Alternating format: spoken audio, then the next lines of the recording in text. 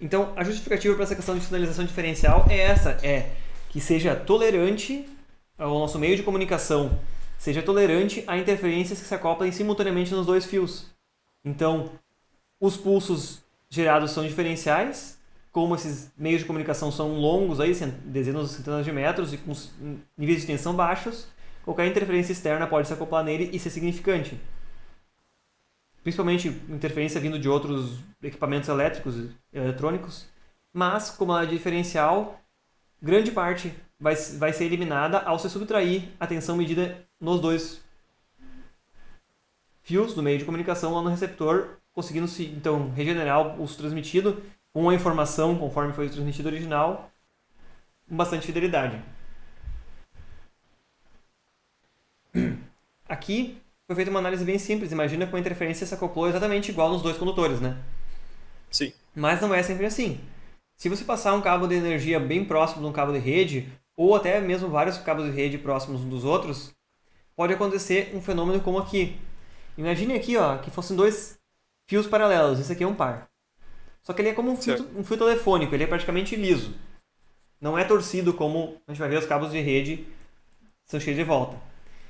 Um campo magnético que ocorra nessa região do espaço aqui, ele vai induzir tensões e correntes. Eu marquei aqui qual o sentido da corrente elétrica induzida, porque existe uma regra chamada regra da mão direita, no qual a gente pode usar usando a mão direita. Se tu é canhoto, tu usa a mão direita. Se tu é destro, tu usa a mão direita também, por causa que tem a ver com a sequência dos campos. Nessa figura, onde a gente tem aqui um campo elétrico entrando na tela, é onde vão apontar os nossos dedos, como se estivesse circulando o condutor. Então, na direção que estão apontando o campo elétrico. E é como se ele tivesse saído na parte de baixo. Então eu vou abraçar o cabo preto com a mão direita. Entrando na tela em cima, porque o X indica que está entrando, e o pontinho indica que está saindo. O meu polegar aponta na direção onde vai ser a tensão induzida, a corrente induzida, por aquele campo magnético variante externo. Esse campo que vai causar interferência. Então, com essa regra da mão direita, eu vejo que ele vai induzir correntes nesse sentido. Como aquele campo está acoplado somente num dos cabos aqui, nesse caso, ou ele é mais forte num cabo do que o outro, ele vai criar uma tensão induzida nesse formato aqui, ó, nessa direção. Pode também que se desbalancie e um dos condutores receba maior campo e outro menor campo, e vai criar uma outra fonte equivalente em cima. Isso aqui é uma representação só do que a interferência está causando no fio, aqui embaixo, nesse circuito. Então, se a gente observar, olha só, o que o receptor percebe aqui, observando, supomos ali uma lei das malhas, para fazer um entendimento disso aqui. Aplicando a lei das malhas aqui em sentido anti-horário, é mais tensão da interferência, mais a tensão transmitida, né? Mais a tensão da interferência de novo, duas vezes, né? Porque entrou no terminal positivo, entrou no positivo, entrou no positivo. Certo? Certo. É isso que o receptor vai receber. É isso que ele vai ver. Tá, mas então, como é que eu evito isso aqui? Isso aqui é porque, afinal, os campos magnéticos variantes aqui não induziram tensão igualmente nos dois fios, como a gente estava sendo otimista aqui em cima, né? Esse método ajuda quando a interferência vem nos dois igual, mas quando não é igual nos dois, aí a coisa fica diferente. O que acontece então quando a gente trança o cabo? Ele fica realmente, ele é todo enroladinho. Aquele mesmo campo magnético variante lá em cima que estava induzindo corrente num sentido, agora, se eu for aplicando a regra da mão direita em cada parte aqui, em um trecho curtinho aqui, ele induz tensão num sentido. Opa, mas aí foi virado ali. Agora passa pelo outro lado, então a tensão induzida é oposta. No outro laço aqui, a tensão induzida tem de volta a polaridade inicial e no outro laço ela tem de volta outra polaridade. Certo. Acompanhando o preto. Acompanhando o verde agora, ela tem uma polaridade quando vai um sentido, passou no outro trecho, tem uma polaridade invertida. Se esse campo for razoavelmente constante, assim, for mais ou menos bem distribuído, no final de várias espiras aqui, várias voltas, a gente pode observar aqui, ó, aplicando a lei das malhas de novo em sentido anti-horário, entra no positivo, entra no negativo. Como se anulasse, né? Entra no positivo, entra no negativo. Se anulasse de novo, positivo, negativo, positivo, negativo. Então, se a gente analisar isso aqui, esse campo se distribui e causa interferências que uma hora colaboram para mais e outra para menos, e mais ou menos elas vão se anulando. Então, a interferência geral pode ser que não seja exatamente nula aqui, mas vai ser bem menor do que se tivessem esses cabos aqui formando um laço grande somente, né? Então, essa trançagem faz com que a própria interferência se destrua por estar trocando aí ao longo do cabo. A gente fala aqui em dezenas, centenas de trançagens por metro, né? Esse cabo é bastante trançado, olha só. Bem apertadinho aqui. Sim. Isso aqui eu estou falando de um campo eletromagnético, né? Um campo magnético, quer dizer, externo. Que induz tensões e correntes nos fios. Mas também existe outra coisa, olha só. Ainda que não existam grandes correntes elétricas circulando externamente, que gerariam campos eletromagnéticos intensos, existe outro efeito que se chama efeito de acoplamento capacitivo. Quaisquer dois condutores elétricos, próximos um do outro, e tem uma capacitância equivalente entre eles. Lembra lá em circuitos elétricos, lá no primeiro semestre? Vocês viram de repente uma passagem rapidinho assim, o que era um capacitor e um indutor? O capacitor a gente viu um pouco mais do que o indutor. Ok. O capacitor era placas paralelas, algo assim, né? Sim. Quanto maior a área das placas, mais a capacitância, né? Sim. Quer dizer, se for botar uma tensão ali, se eu tenho uma capacitância de uma unidade, eu vou precisar de uma corrente para mexer na tensão dele. Se eu tenho 2 unidades de capacitância, eu vou precisar do dobro de corrente para mexer na tensão dele, né? Quanto maior a área comum, maior a capacitância, né? Imagine que esses cabos aqui, eles estão próximos de outros cabos dentro de um eletroduto. Não é um que a gente está imaginando aqui. Eu estou imaginando aqui, nesse desenho, numa escala aqui, é que ele tem... A diferença aqui dá uns 2 centímetros e o comprimento dele dá uns 20 centímetros. Mas está bastante longe aqui, a capacitância é pequena. Beleza. Só que lembrem aqui que os outros condutores vão estar colados um no outro, vão ser vários cabos, um encostado no outro, e vão ter uma isolação minúscula de 1 milímetro, e eles não vão ter 20 centímetros de comprimento, eles vão ter 80 metros de comprimento, correndo um do lado do outro. Certo. Então, ainda que tenha uma isolação, uma capa ali que não é condutora elétrica, existe um efeito capacitivo entre o nosso par de fios lá e qualquer outros condutores próximos. Tem um efeito capacitivo que seja mínimo, alguns nanofarads aqui, porque são vários metros de cabo, os cabos são todos muito próximos. É pequeno, mas toda vez que tiver uma variação de tensão nesses cabos externos, ainda que não tenha corrente quase nenhuma, mas tem uma variação de tensão. Se fossem cabos de energia, ora o cabo ia estar com mais 311 volts, ora com menos 311, que é a tensão de pico da rede, né? 220 RMS. Mas essa variação de tensão aqui nesse cabo, por meio de acoplamento capacitivo, façam que esses condutores também tenham a tensão elevada e rebaixada um pouco. Acoplamento capacitivo, isso, né? Lá em fontes de alimentação, alguma coisa assim, a gente costuma usar capacitores para que as componentes de alta frequência sejam atenuadas aqui. Nesse caso, os capacitores façam que as componentes de mais alta frequência passem de um cabo para o outro. Isso se chama efeito do campo elétrico. Mesmo que não tenha corrente, que fosse gerar esse campo magnético aqui, ainda assim, pela proximidade, variação de tensão em condutores fora causa, vamos dizer assim, um efeito de puxar a tensão nos meus cabos do meio de comunicação para que ela mais ou menos acompanhe essas tensões externas também. Isso se manifesta mais em alta frequência, porque baixas frequências, a impedância desses capacitores é alta. A impedância 1 sobre SC, né? A gente viu lá em circuitos elétricos. Quanto maior a frequência, que é o S aqui embaixo, menor a impedância. Então, altas frequências passam melhor por esse acoplamento capacitivo. Baixas frequências não passam tanto. Mas isso é exatamente o que a gente faz. O que a gente bota no nosso meio aqui são sinais em alta frequência. Dezenas, centenas de megahertz. A gente não quer que esse acoplamento com dispositivos externos façam que tanto o nosso sinal seja atenuado por esse acoplamento, como também esses sinais de interferência externos consigam entrar aqui.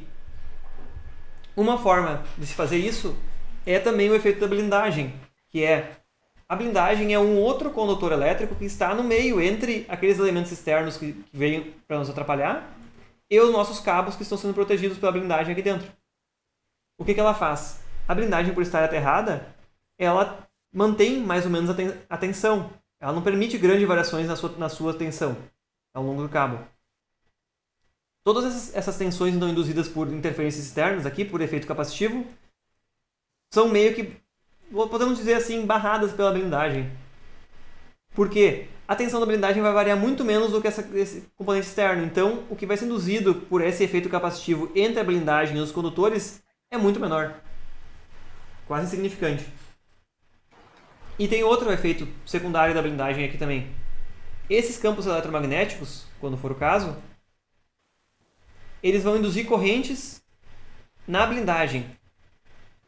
E essas correntes vão se opor àqueles campos e então os campos magnéticos vão penetrar menos nesse volume que está dentro da blindagem e o campo de interferência resultante aqui dentro é muito menor do que aquele lá em cima.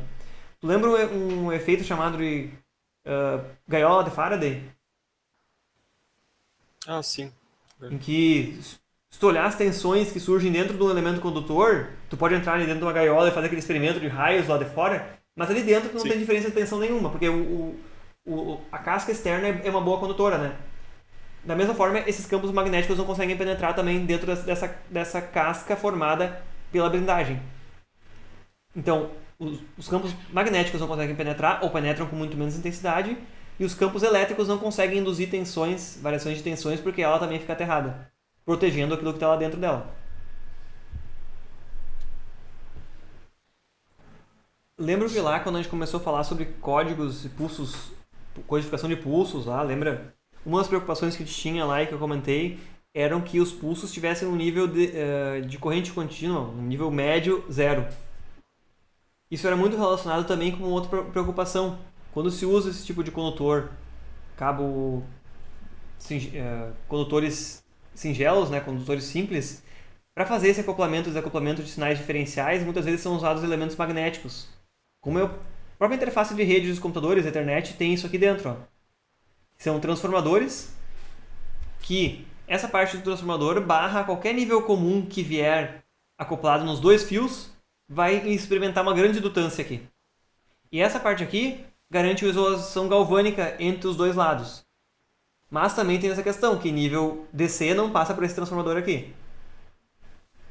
Isso aqui traz ao mesmo tempo esse desacoplamento nível DC que, por segurança, evita que a gente faça o curto-circuito de uma fonte de um computador aqui e uma fonte de um computador que esteja em outro lugar, porque afinal eles não têm um caminho constante, não vai gerar um curto entre o terra de lá e o terra daqui, porque o nível de tensão de terra é uma referência local.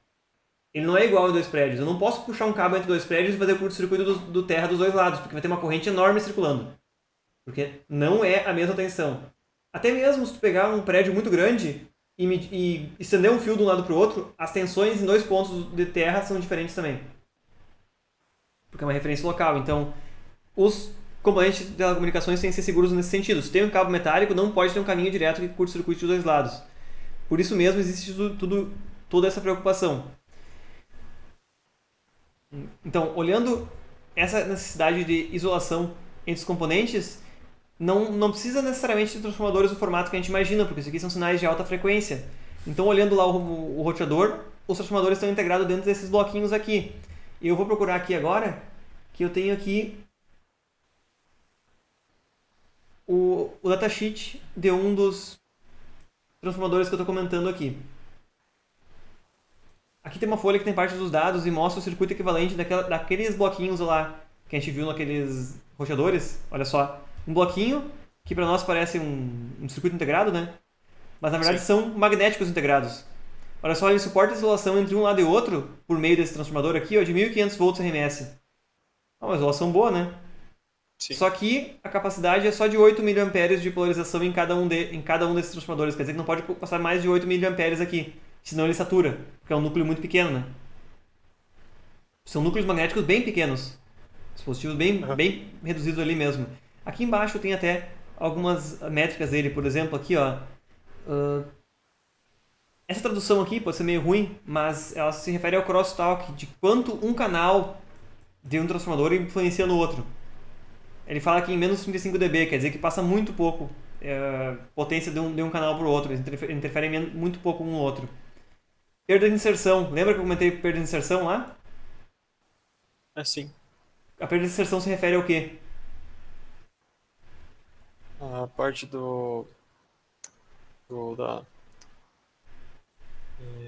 Agora fugiu a palavra. A perda de inserção é aquela que a gente quer que seja mínima, né? Que um sinal que entre num lado do dispositivo saia do outro lado 100%, então não tenha perda nenhuma. Nesse caso aqui, não é um elemento muito ideal, ele perde 1 dB, 1.1 dB perda de inserção. Então ele perde um pouco de potência, mas se for pensar que 3 dB é metade, é uma quantidade pequena ainda. Praticamente toda a Sim. potência passa pelo transformador e ele tem um desempenho bom aqui caracterizado entre 0,3 MHz e 100 MHz. E abrange completamente aí essa faixa de frequências que são necessárias para implementar um roteador aí sem base T. São esses casos aqui dos conectores que eu te mostrei. E esse outro conector aqui, ó, que é um individual, que esse aqui no caso tem os 8 pinos. Ele tem outro transformadorzinho, ó, diferente, mas procurando o manual desse cara aqui, ele também são alguns conjuntos de microtransformadores dentro para fazer aquela mesma função de isolação lá. Não é exatamente esse modelo, mas é um circuito bem similar a esse aqui. Então, para fazer essa sinalização diferencial, tem toda essa preocupação, esses transformadores também ajudam e ainda assim, na entrada dos dispositivos também tem um amplificador que mede a diferença entre os sinais ali, conforme está ilustrado aqui. Outra forma, se você não quer botar um magnético no meio do caminho, que pode ser usado também, é a mesma função parecida com esse de um transformador, apesar de com menos isolação, é botar 2 capacitores em série.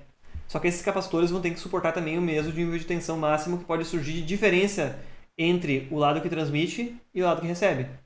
E também vão ter que existir dois, assim como existe um transformador, vão ter que existir 2 capacitores para cada par, porque cada um dos fios é isolado por um transformador de um lado do outro. Também Sim. só passam altas frequências, né? Porque para baixas frequências, esses capacitores aqui são circuitos abertos. A impedância deles é super alta. É outra forma análoga a essa aqui, de fazer isolação entre os dois lados. E isso aqui é a última coisa, só para poder visualizar um pouco como é que se distribuem esses componentes que a gente chama de componentes parasitas dos cabos. Lembra que eu comentei aqui agora que ao longo de caminhos longos aí, que tem vários cabos com uma isolação pequena entre eles, ocorrem acoplamentos capacitivos? Também esses cabos, por terem uma bitola bastante pequena, a WG24, a WG26, quanto maior a WG, menor a de diâmetro do cabo, é bastante pequeno, acabam surgindo indutâncias parasitas dos cabos que não eram desejadas, mas surgem ali e a gente não consegue evitar uma limitação física. Quer dizer que um cabo de 30, 40 metros tem uma indutância razoável já. Não é a indutância Sim. de vários microhenry, milihenry, como a gente vê lá em transformadores de eletrônica de potência, lá a gente vê vários milihenry. Não chega a esses níveis tão altos. Mas para uma frequência de vários megahertz, qualquer indutância pequena de alguns nanohenry já é bastante significativa e causa atenuação do sinal. Da mesma forma, os capacitores e essa proximidade entre os condutores, tanto eles quanto entre eles próprios, como também com os outros pares ou com os elementos externos, criam vários capacitores. E que se a gente observar ao longo do comprimento do cabo, é como se tivessem vários capacitores pequenos e indutores pequenos. Capacitor pequeno, indutor pequeno, e seria um circuito equivalente a isso aqui. Espalhado Sim. ao longo do cabo. E essa modelagem, então, representa isso que se chama modelo de linha de transmissão. Porque uma vez que você bota um sinal alternado aqui na ponta, ele vai demorar a se propagar ao longo disso aqui, porque afinal ele tem que ter corrente para carregar a tensão desse capacitor. Uma vez que carregou a tensão, a tensão que surgiu aqui vai carregar um campo magnético nessa indutância, vai carregar o outro. Isso aqui não se observa em frequências baixas como aquilo lá que a gente observa em conversão de energia, por exemplo, eletrônica de potência, eletrônica. Mas na faixa dos megahertz isso aqui fica bastante significativo. E é esse efeito aqui de parâmetros distribuídos, como se chama isso, que vai fazer com que cabos de geometrias diferentes, com diâmetro diferente, tamanho da isolação, tamanho bitola dos condutores, distribuição e espaçamento entre os pares, tenham desempenhos diferentes com larguras de banda de frequência maiores ou menores. Um cabo que tenha menores elementos parasitas, por exemplo, mantendo um maior afastamento entre os condutores, vai ter menor capacitância.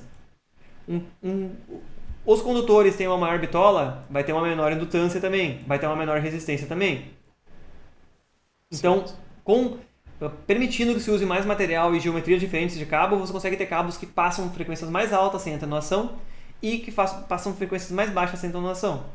Não é que o sinal se perca no cabo e vire calor, por exemplo, como a gente está acostumado a pensar em efeito Joule, né? Aham. Não é efeito Joule. Isso aqui, se a gente voltar lá para esses sistemas de corrente alternada, que vocês veem lá em circuitos, e que a gente está mais ou menos acostumado a falar, sobre energia ativa e reativa. Lembra? Mais ou menos. Menos, tá, ok. Mas olha só, quando a gente fala em energia ativa e reativa, a reativa é maior quanto maior as capacitâncias e indutâncias, quanto maior o efeito delas. E a ativa é a que realmente é entregue, que vai gerar um aquecimento, que vai gerar trabalho mecânico e tudo mais. A gente pode imaginar esses meios de transmissão, por trabalhar em altas frequências, como também essas mesmas não idealidades que em sistemas de potência a gente trata como reatâncias que causam o consumo de potência reativa. Porque a potência reativa ela não vai ser perdida, mas ela simplesmente não vai colaborar em que chegue a energia que deve chegar lá no final da linha de transmissão. Quer dizer, para um determinado formato de pulso aqui, ele tem componentes de alta frequência. E esses componentes vão ser tão atenuados, não é que eles vão ser dissipados a energia deles no meio do caminho, mas eles não tiveram energia suficiente para conseguir carregar e descarregar esses elementos reativos rápido o suficiente para chegar lá no final com a mesma amplitude que entrou. Entra com uma amplitude e chega lá bastante atenuado porque parte da energia foi ficando armazenada nesses capacitores indutores aqui e ele foi sendo atenuado ao longo do caminho. Mas isso aqui depende tudo da geometria dos próprios cabos, distanciamento entre eles e também comprimento dos cabos.